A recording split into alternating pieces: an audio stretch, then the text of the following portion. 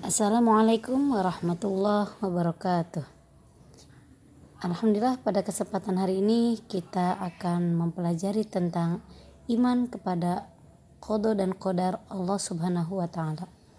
Sebelum kita membahas lebih lanjut tentang iman kepada qada dan qadar Allah Subhanahu wa taala, kita harus terlebih dahulu mengetahui tujuan pembelajaran kita hari ini. Yang pertama, tujuan pembelajarannya adalah meyakini adanya qada dan qadar Allah Subhanahu wa taala dengan istiqomah.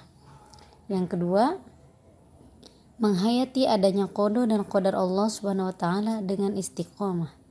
Yang ketiga, menghayati sikap optimis, ikhtiar dan tawakal sebagai implementasi beriman kepada qada dan qadar dengan istiqomah. Yang keempat, mengamalkan sikap optimis, ikhtiar dan tawakal sebagai implementasi beriman kepada qada dan qadar Allah. Yang kelima, menentukan makna dalil serta manfaat dan hikmah iman kepada qada dan qadar dengan penuh rasa ingin tahu. Yang keenam, mengaitkan makna sikap optimis, ikhtiar dan tawakal sebagai perwujudan iman kepada qada dan qadar Allah Subhanahu wa taala. Yang ketujuh, menilai makna sikap optimis, ikhtiar dan tawakal sebagai perwujudan iman kepada qada dan qadar Allah. Yang kedelapan, mengidentifikasi makna sikap optimis, ikhtiar dan tawakal sebagai perwujudan iman kepada qada dan qadar Allah. Yang terakhir, yang kesembilan adalah menunjukkan makna sikap optimis, ikhtiar dan tawakal sebagai perwujudan iman kepada qada dan qadar Allah Subhanahu wa taala. Itulah tujuan pembelajaran kita hari ini. Yang selanjutnya ada peta konsep tentang iman kepada qada dan qadar. Apa yang kita bahas pada bab ini? Yang pertama yaitu menyebutkan ciri-ciri beriman kepada qada dan qadar. Yang kedua, menjelaskan hubungan antara qada dan qadar. Yang ketiga, menyebutkan contoh-contoh qada dan qadar dalam kehidupan sehari-hari. Yang keempat, menyebutkan ayat-ayat Al-Quran yang berkaitan dengan qada dan qadar Allah Subhanahu wa taala. Nah, yang pertama tadi adalah menyebutkan ciri-ciri beriman kepada qada dan qadar. Sebelum kita mengetahui bagaimana ciri-ciri orang yang beriman kepada qada dan qadarnya Allah, maka kita harus terlebih dahulu mengenal dan mengetahui tentang apa itu arti dari beriman kepada qada dan qadar Allah. Yang pertama, pengertian. Pengertian qada dan qadar. Segala sesuatu yang terjadi di alam semesta ini, baik yang berupa kebaikan maupun keburukan, terjadi dengan qada dan qadarnya Allah.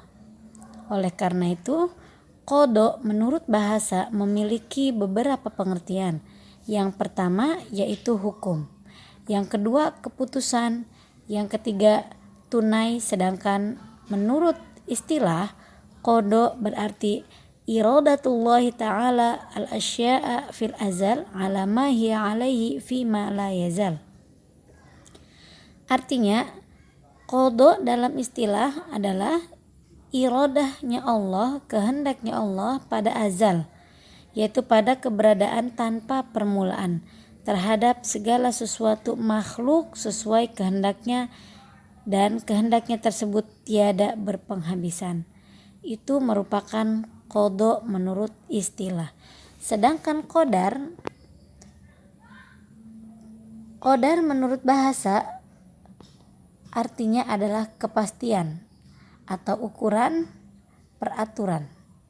Sedangkan qadar menurut istilah artinya penciptaan Allah Ta'ala terhadap segala sesuatu makhluk yang tiada berpenghabisan dengan sifat kudratnya sesuai ukuran dan sifat-sifat tertentu sebagaimana yang telah dikehendaki Allah Ta'ala. Jadi dapat disimpulkan bahwasanya qada dan qadar ini merupakan keputusan yang telah ditetapkan oleh Allah secara pasti sejak zaman ajali. Semua makhluk hidup di muka bumi ini, semua qada dan qadarnya sudah tertulis.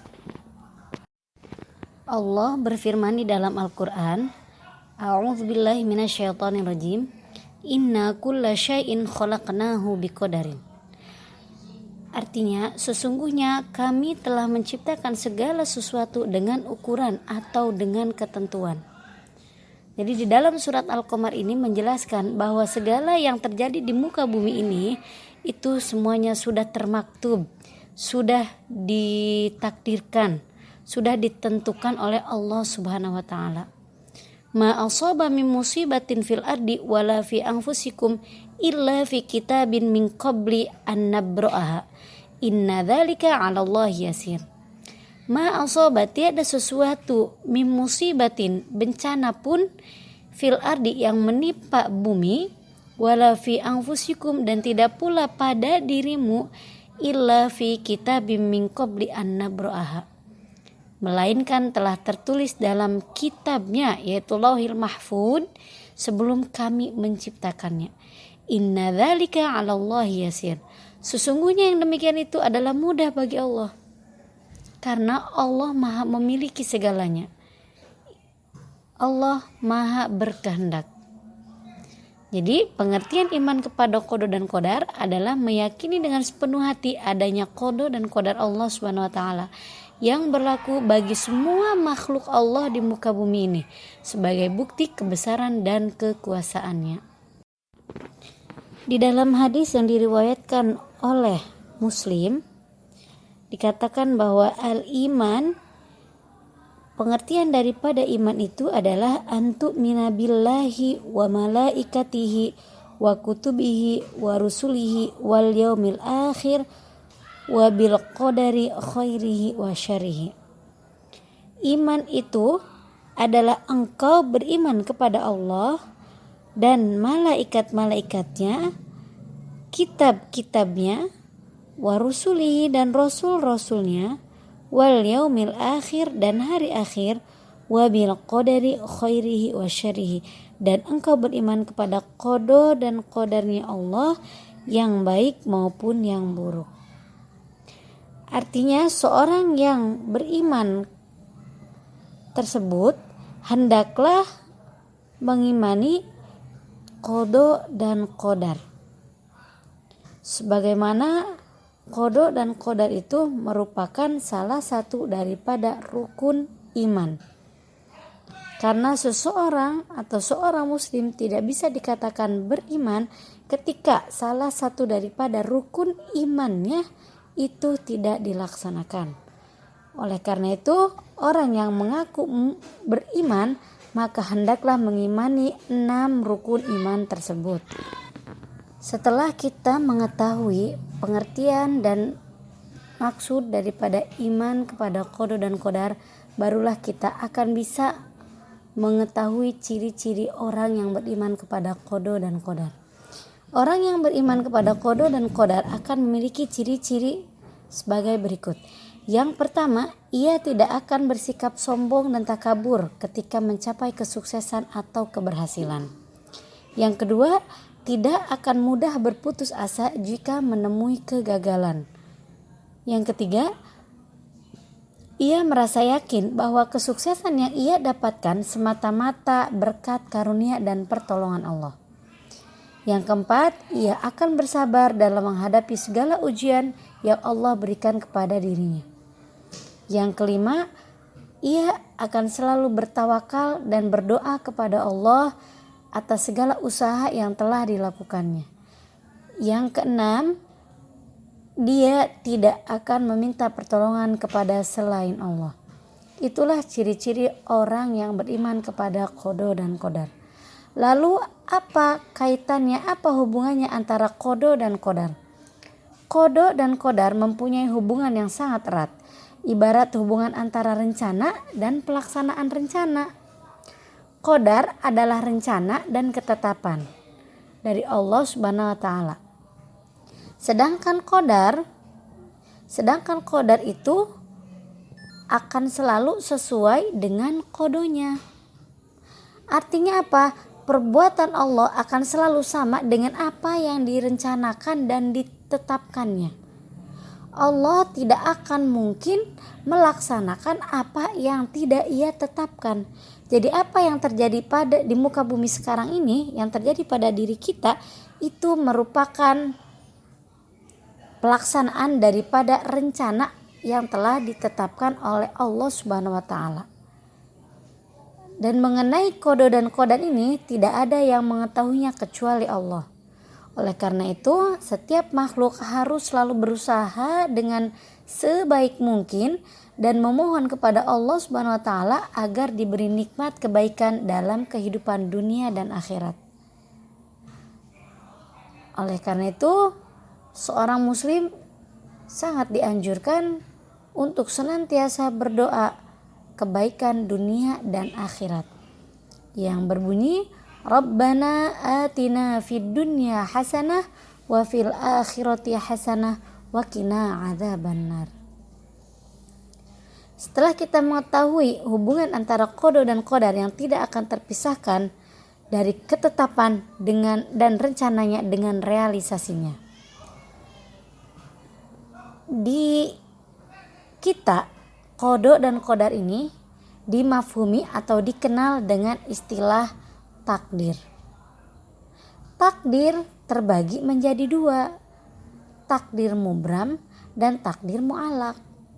Takdir mubram yaitu ketentuan Allah Subhanahu wa taala yang sudah pasti berlaku atas manusia tanpa dapat dielakkan lagi meskipun dengan ikhtiar. Jadi tidak ada siapapun makhluk Allah yang bisa merubah ketentuan Allah. Contohnya kematian seseorang atau kelahiran seseorang, itu merupakan contoh daripada takdir mubram, yaitu takdir yang tidak bisa dielakkan lagi meskipun dengan ikhtiar. Sedangkan takdir mu'allaq yaitu ketentuan Allah Subhanahu wa taala yang mungkin dapat diubah oleh manusia melalui ikhtiarnya jika Allah mengizinkan. Jadi di sini ada campur tangan manusia yang masih bisa untuk merubah takdirnya. Contoh, orang yang miskin menjadi kaya karena dia giat bekerja, maka dia giat menabung, maka dia akan berubah menjadi kaya. Atau orang yang bodoh karena ijtihadnya, karena kesungguh-sungguhannya dalam belajar, dia bisa berubah menjadi orang yang pintar. Itulah yang disebut dengan takdir mu'allaq. Karena innallaha la yughayyiru ma biqaumin hatta yughayyiru ma bi anfusihim. Karena sesungguhnya Allah itu tidak akan mengubah keadaan suatu bangsa atau suatu kaum sehingga mereka sendiri yang mengubah keadaan yang ada pada diri mereka sendiri. Yang selanjutnya adalah dalil nakli tentang qada dan qadar. Yang pertama terdapat dalam surat An-Nisa ayat 78.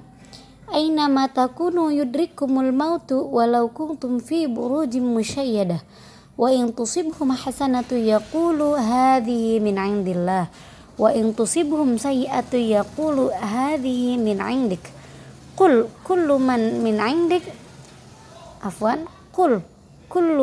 'indillah fama lihaula'il qaumi la yakaduna yafqahuna haditha. Di mana saja kamu berada, kematian akan mendapatkan kamu, kendati pun kamu di dalam benteng yang tinggi lagi kokoh. Dan jika mereka memperoleh kebaikan, mereka mengatakan ini adalah dari sisi Allah. Dan kalau mereka ditimpa sesuatu bencana, mereka akan mengatakan ini datangnya dari sisi kamu. Katakanlah semuanya datang dari sisi Allah. Maka mengapa orang-orang itu atau orang munafik hampir-hampir tidak memahami pembicaraan sedikit pun? Dalil yang kedua ada dalam surat Al-Hijr ayat 5. Ma tasbiku min ummatin ajalaha wa ma yasta'khirun. Tidak ada suatu umat pun yang dapat mendahului ajalnya dan tidak pula dapat mengundurkannya. La yastakhirun wa la yastaqdimun. Ajal itu tidak bisa kita majukan dan tidak bisa kita undurkan. Ketika tidak bisa kita majukan dan kita tidak bisa mengundurkan ajal kita, nah di situ terbukti bahwasanya ada yang menetapkannya.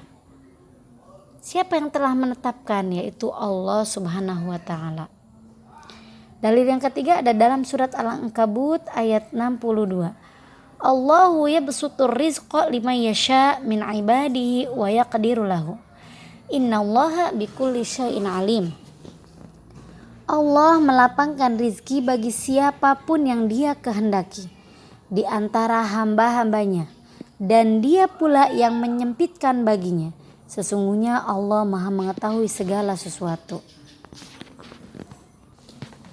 Lalu apa fungsi iman kepada qada dan qadar? Fungsi iman kepada qada dan qadar yang pertama, membangkitkan rasa perlunya berusaha dan perlunya bertawakal. Yang kedua, sabar menghadapi cobaan dan tidak mudah putus asa, karena ia sadar bahwa segala sesuatu yang terjadi itu dari Allah. Yang ketiga, tidak sombong dikala berhasil dan tidak kecil hati dikala ia gagal. Yang keempat, sabar menerima kenyataan sehingga terhindar dari sifat iri dan dengki. Yang terakhir, meningkatkan kesabaran dan ketakwaan serta hidup istiqomah. Itulah fungsi dari iman kepada qada dan qadar Allah Subhanahu wa taala. Adapun hikmah iman kepada qada dan qadar, yang pertama, melatih diri untuk banyak bersyukur dan bersabar. Yang kedua, menjauhkan diri dari sifat sombong dan putus asa. Yang ketiga, memupuk sifat optimis dan giat bekerja. Yang keempat, menenangkan jiwa. Yang kelima, bisa meningkatkan keimanan kepada qada dan qadar Allah. Yang keenam, menumbuhkan jiwa pemberani. Yang terakhir, seimbang antara ikhtiar, doa, dan tawakal. Itulah beberapa hikmah dari iman kepada qada dan qadar Allah Subhanahu wa taala. Demikianlah pembahasan tentang iman kepada qada dan